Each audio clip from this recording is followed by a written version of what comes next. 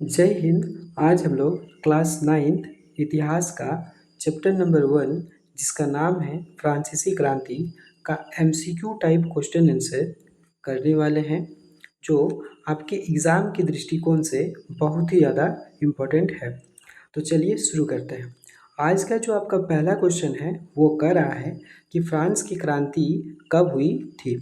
तो फ्रांस की क्रांति जो है वह आपका 14 जुलाई 1789 ईस्वी को हुई थी। तो इसका जो सही आंसर हो जाएगा वो हो जाएगा option number C, 14 July 1789।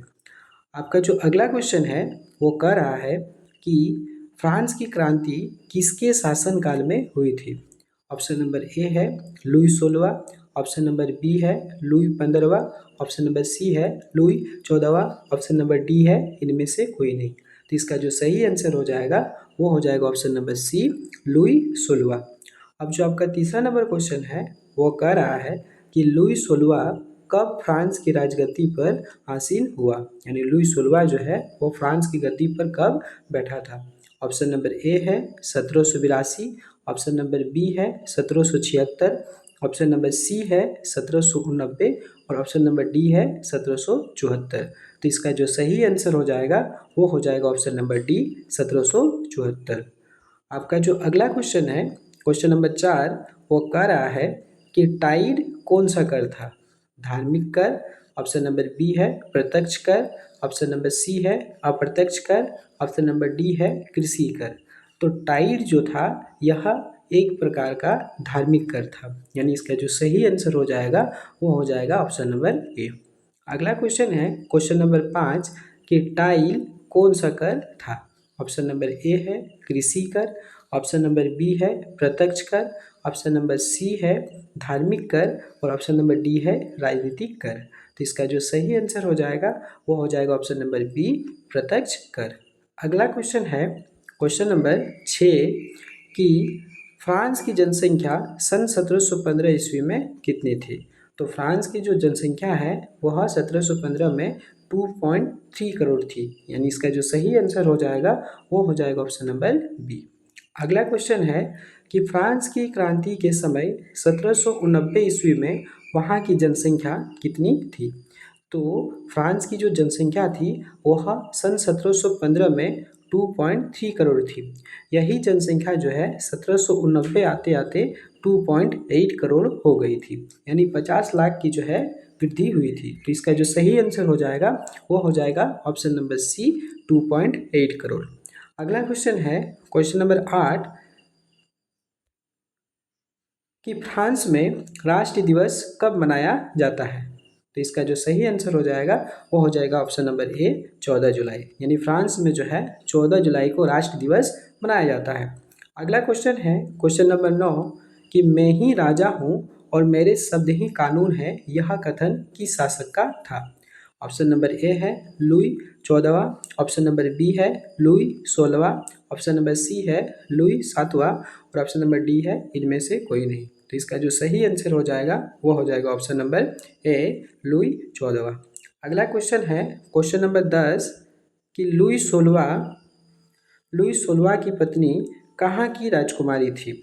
Option number A है ऑस्ट्रिया, ऑप्शन नंबर बी है हंगरी, ऑप्शन नंबर सी है रूस और ऑप्शन नंबर डी है इंडोनेशिया। तो इसका जो सही आंसर हो जाएगा वो हो जाएगा ऑप्शन नंबर ए, यानी लुई 16वां की पत्नी जो थी वो ऑस्ट्रिया की राजकुमारी थी। अगला क्वेश्चन है माप तौल की दशमलव प्रणाली किस देश की देन है। ऑप्शन नंबर ए है फ्रांस, ऑप्शन नंबर बी है रूस, ऑप्शन नंबर सी है इंग्लैंड, ऑप्शन नंबर डी है अमेरिका। तो इसका जो सही आंसर हो जाएगा वो हो जाएगा ऑप्शन नंबर ए, फ्रांस। अगला क्वेश्चन है क्वेश्चन नंबर 12 कि नेपोलियन कब फ्रांस का सम्राट बना।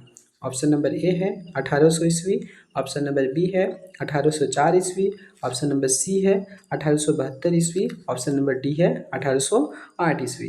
तो इसका जो सही आंसर है वो है ऑप्शन नंबर बी, 1804 ईस्वी, यानी नेपोलियन जो है वो फ्रांस का सम्राट 1804 में बना था। अगला क्वेश्चन है क्वेश्चन नंबर 13 कि आधुनिक फ्रांस का निर्माता किसे माना जाता है। तो आधुनिक फ्रांस का निर्माता जो है वो नेपोलियन को माना जाता है, यानी इसका जो सही आंसर हो जाएगा वो हो जाएगा ऑप्शन नंबर ए।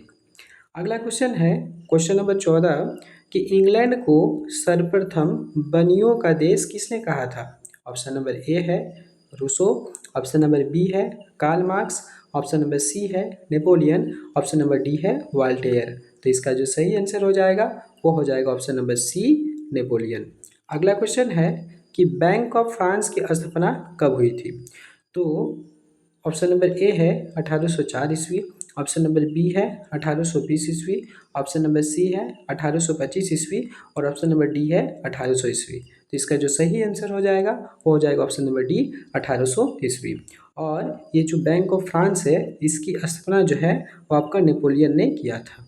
किसने किया था? नेपोलियन ने जो है किया था।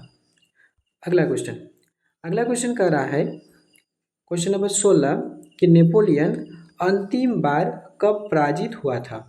ऑप्शन नंबर ए है 1815 ईस्वी में, ऑप्शन नंबर बी है 1821 ईस्वी में, ऑप्शन नंबर सी है 1876 ईस्वी में और ऑप्शन नंबर डी है 1820 ईस्वी में। तो इस क्वेश्चन का जो सही आंसर है वह है ऑप्शन नंबर ए 1815 ईस्वी में। यानी नेपोलियन जो है वो अंतिम बार 1815 ईस्वी में पराजित हुआ था। और किस युद्ध में पराजित हुआ था? तो वो युद्ध था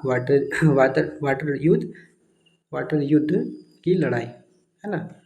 वाटर युद्ध की लड़ाई में जो है ये पराजित हुआ था। अगला क्वेश्चन है क्वेश्चन नंबर 17 कि फ्रांस के किस किले को प्रदर्शनकारियों ने तोड़ दिया था। ऑप्शन नंबर ए है वर्सोवा, ऑप्शन नंबर बी है बास्तिल, ऑप्शन नंबर सी है पेरिस और ऑप्शन नंबर डी है इनमें से कोई नहीं। तो इसका जो सही आंसर है वो है ऑप्शन नंबर बी, यानी फ्रांस के बास्तिल किले को जो है वो प्रदर्शनकारियों ने तोड़ दिया था। क्वेश्चन नंबर 18 कह रहा है कि 18वीं सदी में फ्रांस पर किस राजवंश का शासन था। ऑप्शन नंबर ए है बुर्बो राजवंश, ऑप्शन नंबर बी है लुई राजवंश, ऑप्शन नंबर सी है जार का और ऑप्शन नंबर डी है इनमें से कोई नहीं। तो इसका जो सही आंसर है वह है ऑप्शन नंबर ए बुर्बो राजवंश, यानी जो लुई 16 था वो बुर्बो राजवंश का ही था। इसका सही आंसर हो जाएगा ऑप्शन नंबर ए बुर्बो राजवंश। अगला क्वेश्चन है क्वेश्चन नंबर 19 कि लुई 16 की शादी किसके साथ हुई थी। तो लुई 16 की शादी जो है वो आपका मेरी एंटोइनेट के साथ हुई थी, यानी इसका जो सही आंसर हो जाएगा वो हो जाएगा ऑप्शन नंबर ए। अगला क्वेश्चन है क्वेश्चन नंबर 20 कि फ्रांसीसी समाज कितने स्टेट्स में बटा था। ऑप्शन नंबर ए है 1, ऑप्शन नंबर बी है 2, ऑप्शन नंबर सी है 3, ऑप्शन नंबर डी है 4।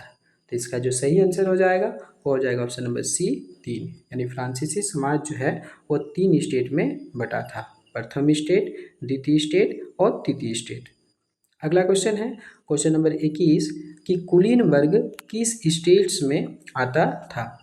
ऑप्शन नंबर ए है प्रथम, ऑप्शन नंबर बी है द्वितीय, ऑप्शन नंबर सी है तृतीय, ऑप्शन नंबर डी है चतुर्थ। तो कुलीन वर्ग जो है वो आपका द्वितीय वर्ग में आता था। अगला क्वेश्चन है क्वेश्चन नंबर 22 कि पादरी वर्ग किस स्टेट्स में आता था।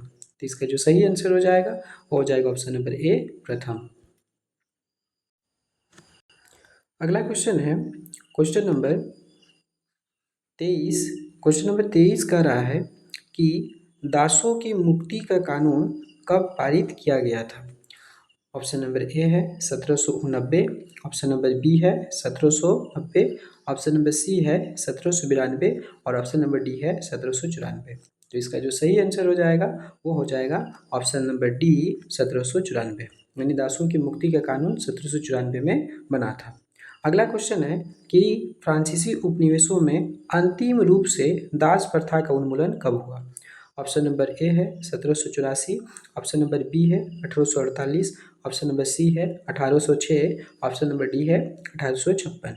इसका जो सही आंसर हो जाएगा वो हो जाएगा ऑप्शन नंबर बी 1848। अगला क्वेश्चन है क्वेश्चन नंबर 25 कि मैक्सिमिलियन रोबेस्पियर किसका नेता था। ऑप्शन नंबर ए है Jacobin club, option number B है women club, option number C है national assembly, option number D है इनमें से कोई नहीं। इसका जो सही आंसर हो जाएगा वो हो जाएगा ऑप्शन नंबर ए जैकोबिन क्लब, यानी मैक्सिमिलियन रोबेस्पियर जो था वह जैकोबिन क्लब का नेता था। अगला क्वेश्चन है क्वेश्चन नंबर 26 कि जैकोबिनों को किस नाम से जाना जाता था। ऑप्शन नंबर ए है कॉन्वेंट, ऑप्शन नंबर बी है मार्शल, ऑप्शन नंबर सी है शौकुलात, ऑप्शन नंबर डी है कार्डिक। तो इसका जो सही आंसर हो जाएगा वो हो जाएगा ऑप्शन नंबर सी शौकुलात। यानी जैकोबिनो को जो है वह शौकुलात के नाम से जाना जाता था। शौकुलात का मतलब क्या होता है? बिना घुटने वाला, है ना, बिना घुटने वाला,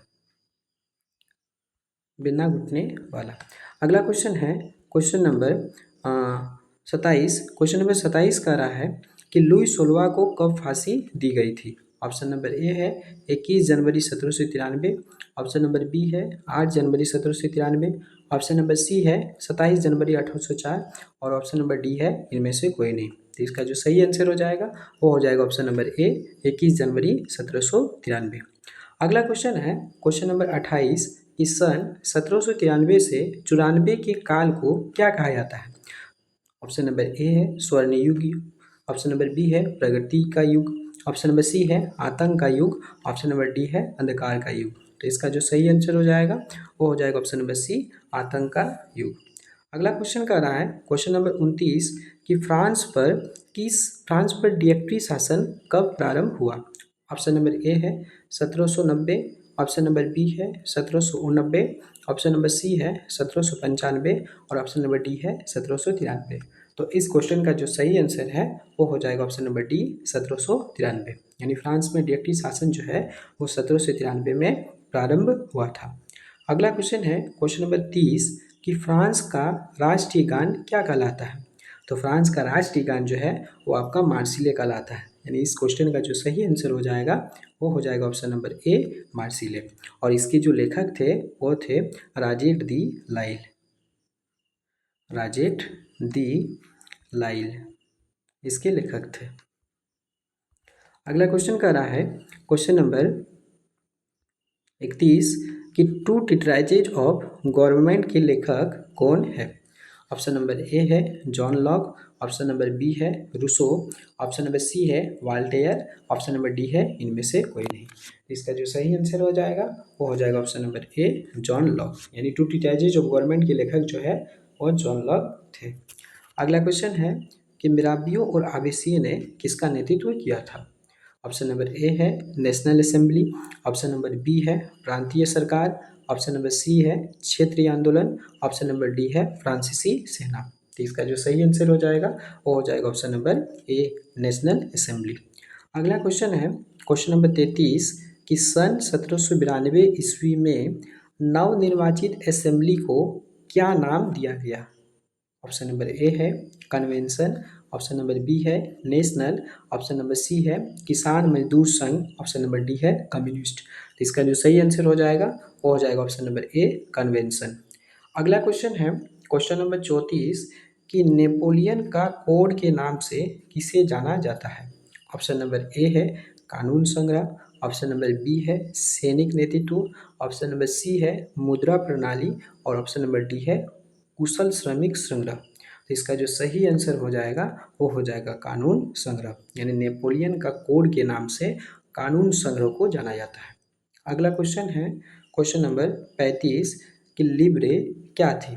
ऑप्शन नंबर ए है पहनावा, ऑप्शन नंबर बी है खाद्य पदार्थ, ऑप्शन नंबर सी है प्रयोगशाला और ऑप्शन नंबर डी है फ्रांसीसी मुद्रा। तो इसका जो सही आंसर हो जाएगा वो हो जाएगा ऑप्शन नंबर डी फ्रांसीसी मुद्रा।